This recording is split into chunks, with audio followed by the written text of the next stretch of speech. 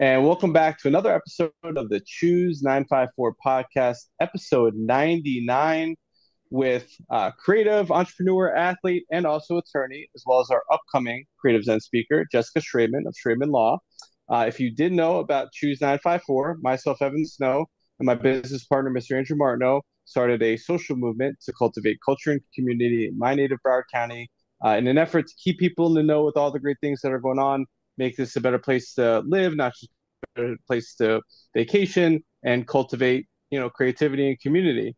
The point of the podcast is to connect you with interesting people like her that do a lot of important things in the world and in the community. So without much further ado, Jessica, why don't you just tell us a little bit about yourself and kind of how you got started on this journey of life that initially led you to the work that you're kind of doing today?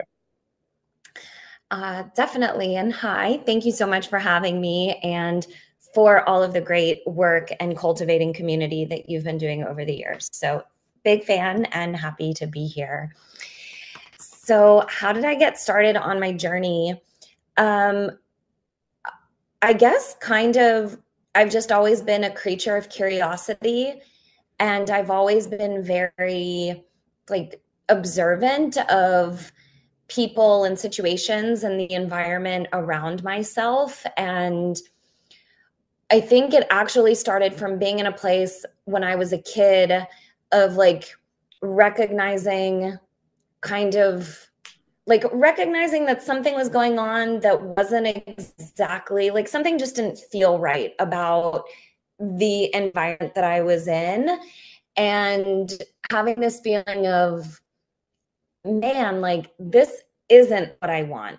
I don't know what I want, but I know that this is what I don't want. And just kind of being on exploration there. I mean, a lot of trial and error and maybe even a little bit of recklessness and just kind of going after opportunities and exploring as much as I can.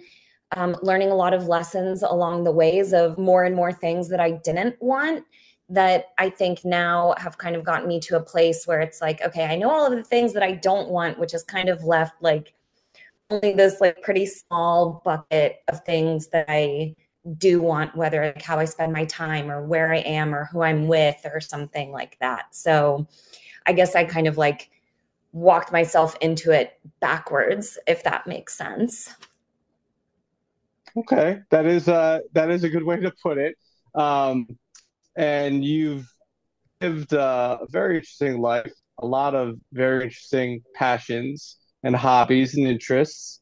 So before we get to the law stuff, how has, athletics and yoga played a role in your journey? Yeah, so I started in sports pretty young. My parents put me in swimming when I was just a few years old, which I did for, at one point, I would say most of my life. It's not most of my life at this point, but for many years.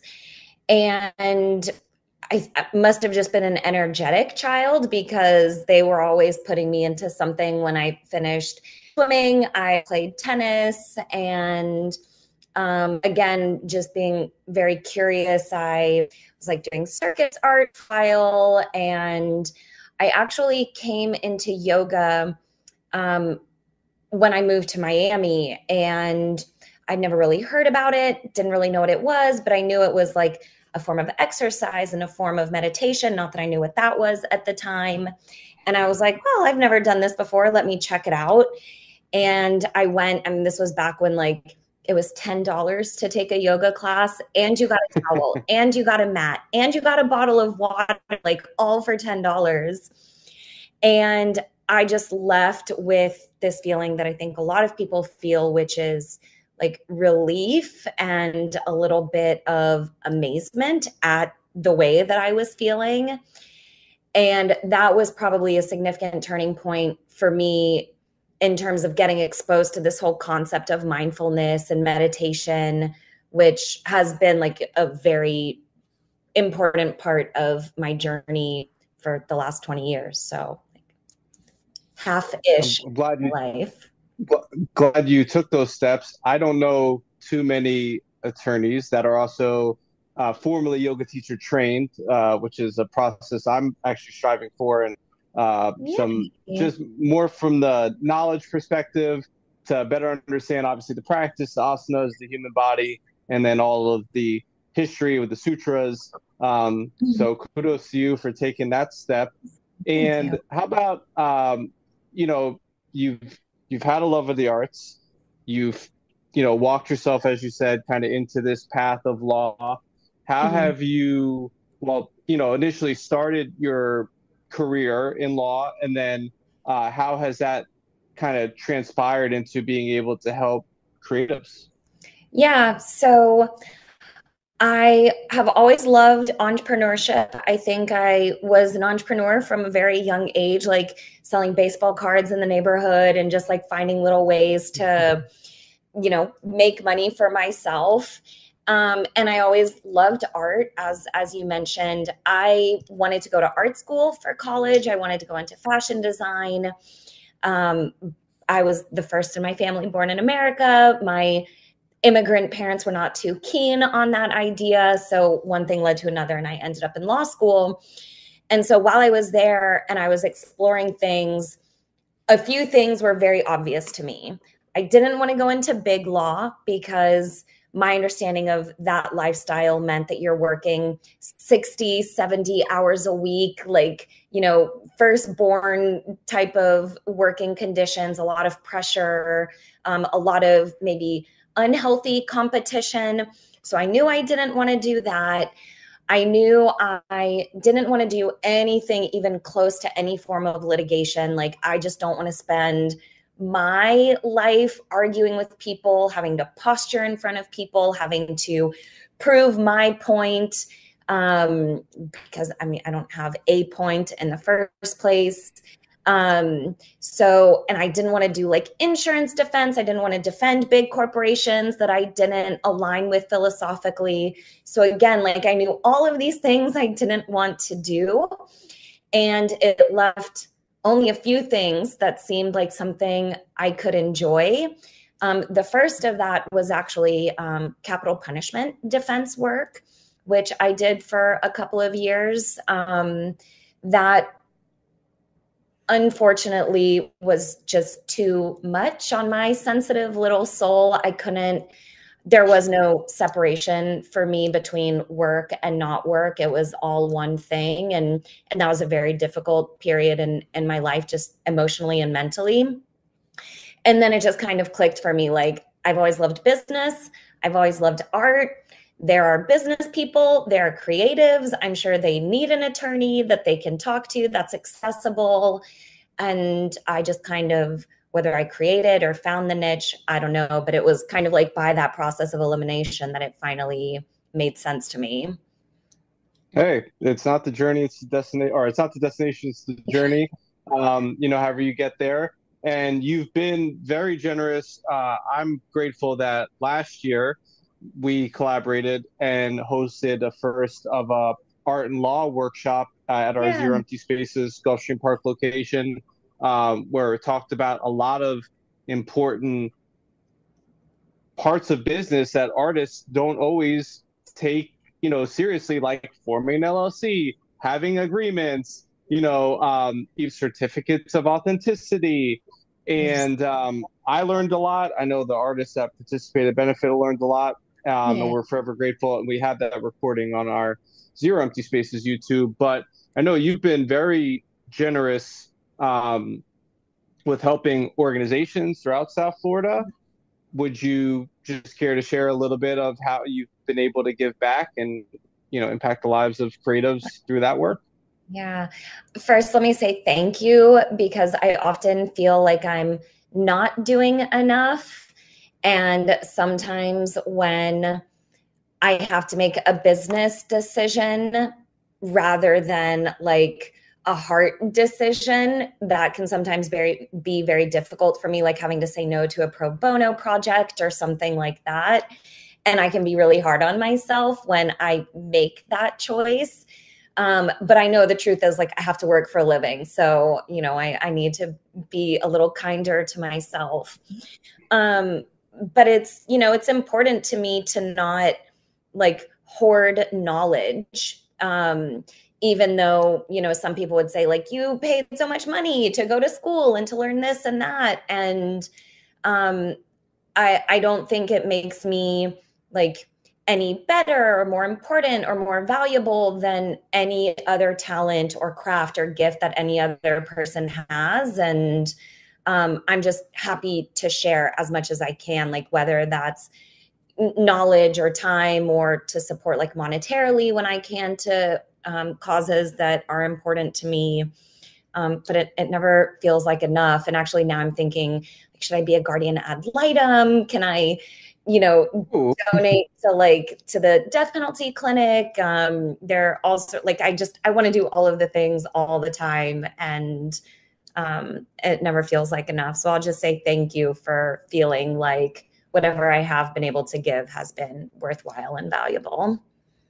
Well, it has been, and you have helped. I know from my experience and interactions with you, Guitars Over Guns, the Knight Foundation.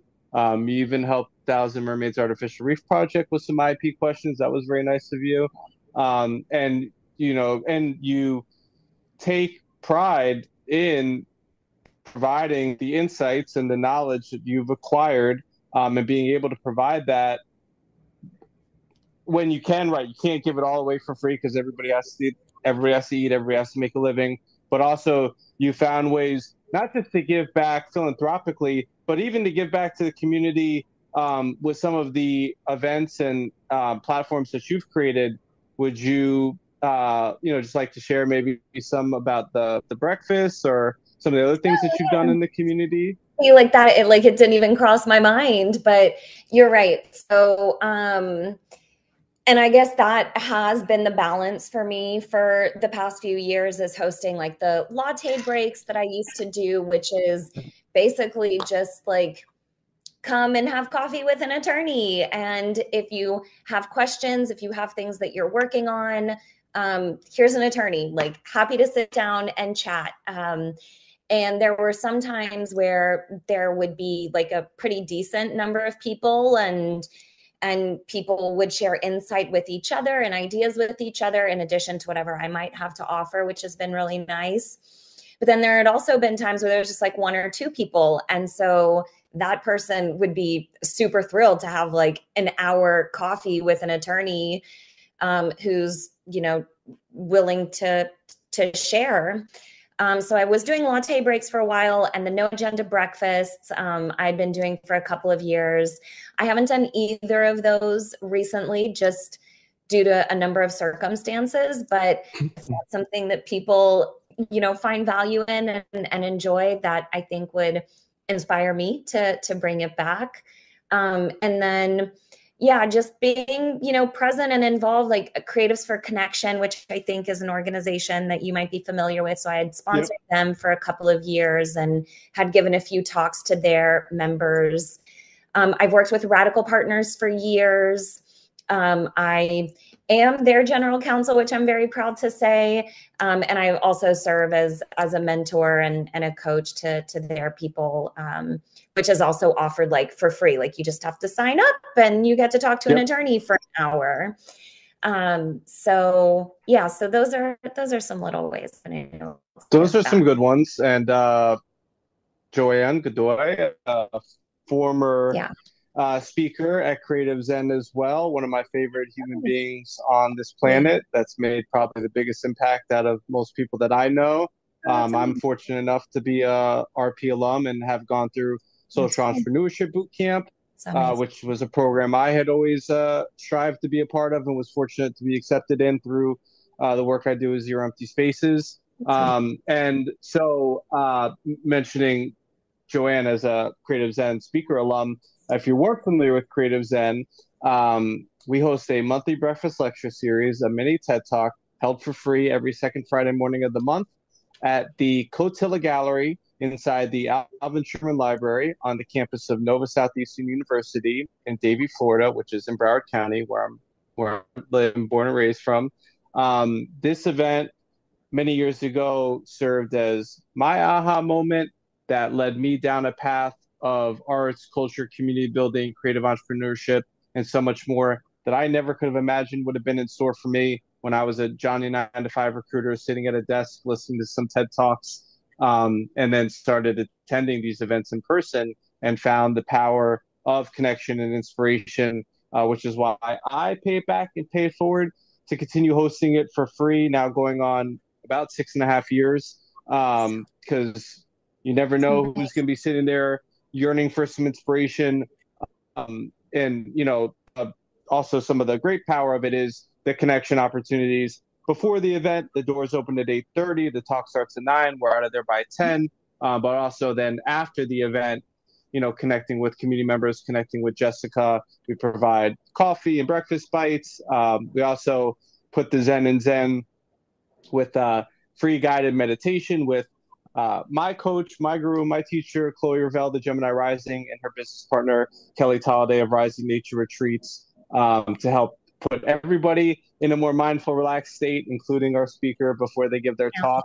And then we record all of them and archive them on our social media and YouTube and make social clips so you can pass the inspiration along. And we take a lot of pride in sharing stories of thought-provoking, relatable people. You actually won't be the first attorney. I just remembered Dean Trantellis, the mayor of Fort Lauderdale, is an attorney who shared his story previously. Nice. So you never know. You're in good company, and you definitely have done a lot of things. You definitely helped a lot of people. I would just like to take a brief moment, for the creatives out there that are listening, without getting too much into the weeds, just at a high level. For creatives, what are some things that you generally like to recommend as best practices to equip them to set up their business for success so that they don't face roadblocks down the road so much?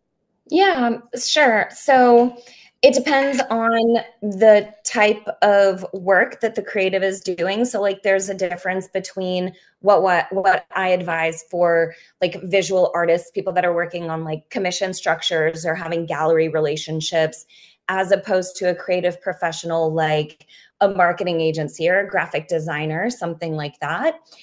Something you alluded to, forming an LLC, always a great idea. There's benefit to it. For those, by the way, who do have LLCs, if you haven't heard about the BOI reporting requirements, which went into effect this year, we're almost at the end of the year, so please look into it because penalties and fines and things are pretty intimidating for that. So it's the Beneficial Owner Information Report, the BOI report. And of course, if anybody needs help, reach out. So trademarking, always important for any individual or company that is developing a brand. If they're looking to build a reputation, if they're looking to put themselves out there, even a person's name can be their trademark. So that's usually like an early conversation that I have with people. And then whether you are service-based or again, like for the artists who are doing commission agreements or consignments or exhibitions and fairs or shows or galleries, just to make sure that expectations are clear from the get-go. And as a best business practice, have it in writing, in good writing. I have been telling people, I mean, kind of jokingly, that I'm looking forward to the day that ChatGPT forces me into early retirement.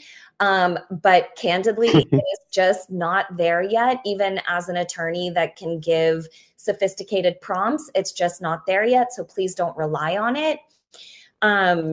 So definitely either know what you are doing, know what you are signing before you sign it. I used to give a keynote talk that was titled Stop Signing Contracts. And it was because so many people sign contracts without knowing what it says, and they just end up giving away more rights than they expect, taking on more responsibility than they understood, giving away ownership of either like their companies or their works or just all sorts of things that they didn't intend. So make sure that the writing reflects the meeting of the minds, is what we say in the legal field. So that's a Amen. very important one. Yeah. And some of this might apply. All of this might apply. I mean, some of it definitely should apply to anybody and everybody doing some sort of business. Um, Yeah. because even just having insurance when you're doing an event, getting a COI, could really cover you. You were gracious enough, as I mentioned, to take a couple minutes a few years ago to help the Thousand Mermaids Project as we were considering doing a trademark. And we ended up doing it. We ended up getting a pro bono firm, a big firm actually, to help us with it. And lo and behold, we had a multi-million-dollar company in a different industry come after us because they didn't like the acronym that we were using. And they, fortunately, with the power of legal advice through that pro bono attorney firm, Morrison Foster, thank you, mofos, we actually changed the name and received a pretty hefty payout to change the name at their request after a very, very long, drawn-out legal process that was completely unnecessary. But because we had the trademark, we had the power. We didn't actually have to change the name, but that is a real-life example. And you would think, who would go after a nonprofit that's trying to save the reefs? Well, somebody did. So it happens. And I remember in the workshop, even too, like people were asking questions and giving examples that they unfortunately lost out on artwork that they, gave on consignment. They didn't have strong enough agreements. And it does happen time and time again. So if you have a question, if you have a business, if you have some situation, don't hesitate to reach out to Jessica in Shraybman Law. She was nice enough to provide some opportunities for maybe a small discount on services to the attendees of the workshop. We'll see what we can work out for attendees of CreativeZen. If they'd like to find you on social media and the interwebs, where can they find your website and social and all that? There are very few Shraybmans in the world. So if you just Google Shraybman, you are likely to find me. Jessica Shraybman, Shraybman. And it's that way on LinkedIn, on Facebook, on Instagram, Shraybman Law, Jessica Shraybman. Pretty much just search my last name and you're bound to find me. Okay. Well, and the event you can find CreativeZen. You can find on Choose954, Eventbrite, Facebook. Jessica posted on her Instagram stories today. CreativeZen Talks is the name of the event. It's a free event. We just ask that you RSVP. We'll give you a link for free parking at NSU and some directions. It's on the second floor of the library in the Catilla Gallery, right up the steps to the right. So we're glad to continue these events, glad to continue these podcasts. Glad to continue doing potlucks for artists quarterly. Our next one's November 9th at our Zero Empty Spaces Gulfstream Park location. Bring a dish for 5 or 6 people. Not everybody eats everything. It's a great way to connect, engage, and inspire with the creative community, form new connections, go around the table, introduce yourself, talk a little bit about your work, and answer a prompt that we kind of fit in there for some additional conversation. Still doing free talks, tours of the Downtown Hollywood Art Walk every third Saturday night of the month.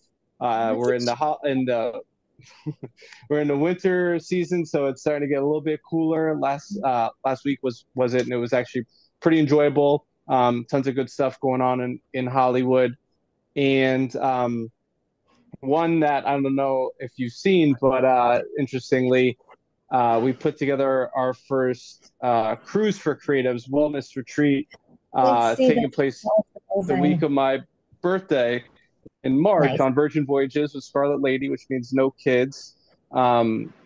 Yoga, meditation, mindfulness, and travel have had a profound impact on my life. So I want to share these with creatives while forming new connections, new neural pathways, new inspirations. We're doing this in partnership with the Art Next Level platform, which is a leading arts marketing and mindset business founded by leading artist curator Sergio Gomez and his wife, Dr. Nina Gomez, who's the psychologist that implements the mindset part. So we'll give some talks. It's going to be a cruise. We're going to have a good time, but also give some talks on going from burnout to balance. And then they're just absolutely phenomenal on the marketing side.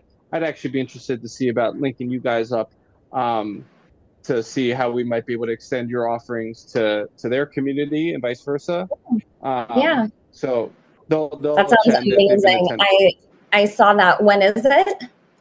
It's the first week in March. We're going to the Western Caribbean. We're going to Roatan off the coast of Honduras, Costa Maya in Quintana Roo, and the Bimini Beach Club. 3 places I've never been to. I've never been on a cruise despite being born and raised here and living here my whole life. You're gonna have so So much fun. I'm excited to look forward to that. And yeah, still doing more, stuff with the arts. So, follow us if you're not already at Choose954, add Zero Empty Spaces. And, I hope you could join us Friday, November the 8th at NSU. Doors open at 8:30. Talk starts at 9. We're done by 10. I guarantee you'll leave there inspired. Jessica's lived a very interesting, amazing, and empowered life, pursuing many passions aside from just law and her business. So we're really looking forward to hearing you share your story and inspire maybe the future wave of creative attorneys or athlete entrepreneurs, or so who knows what'll come from it. I So hope so.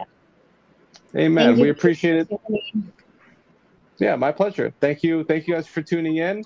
I'm also always looking for more podcast guests. We're about to celebrate our 100th episode next week, and just love sharing local stories of relatable people in our community that are doing important stuff. So if you know somebody doing something noteworthy, don't hesitate to reach out. I'm an open book at EvansSnow13, Choose954 at unitedsgroup.com, and glad to keep moving this thing forward. So cheers. Bye.